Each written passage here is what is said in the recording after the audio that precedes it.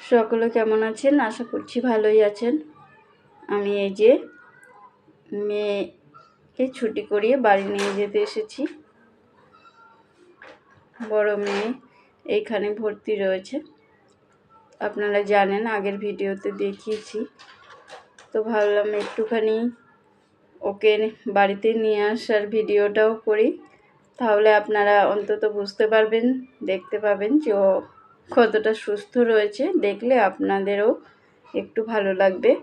তো দেখুন, হসপিটালের চারিপাশটা খুবই সুন্দর, খুবই পরিষ্কার, আর হসপিটালের প্রতিটি মানুষের বিহেভিয়ার খুব ভালো, মানে অমায়িক ব্যবহার সকলের, ডাক্তার হতে নার্স, আয়া সকলের।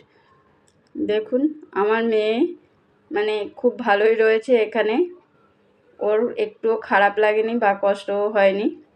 সকলে ওকে খুব আদর যত্ন করেছে, আমাকে সেটা বলল যে মা আমি এখানে খুবই ভালো রয়েছি, সকলে আমার সঙ্গে এত সুন্দর ব্যবহার করেছে, আমার খুবই ভালো লেগেছে।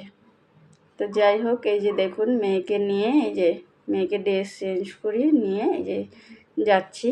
ওকে আমি কালই বাড়িতে নিয়ে এসেছিলাম, কিন্তু ভিডিওটি ছাড়া হয়ে ওঠেনি, কারণ জানেনই অসুস্থ একজন ঘরে থাকলে যেটা হয় আর। তো তারপরেও আমি নিজেও অসুস্থ, সেটাও আপনারা জানেন, কিন্তু যেহেতু সন্তান অসুস্থ, সেখানে মা অসুস্থ হলেও কিছু করার নেই।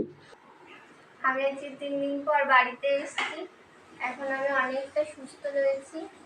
আর আজকে বাড়ি এসেছি, আমার বোন আমার জন্য কত কিছু করে রেখেছে, ঘরটাকে কি সুন্দর গুছিয়ে রেখেছে, কত গিফট রেখেছে এখানে। স্কুলে একটু সামনে দিয়ে দেখা, এখানে কত কিছু রেখেছে আমার জন্য। আবার বলে দিয়েছে এগুলো পরে খেতে, অনেক মেসেজ রয়েছে।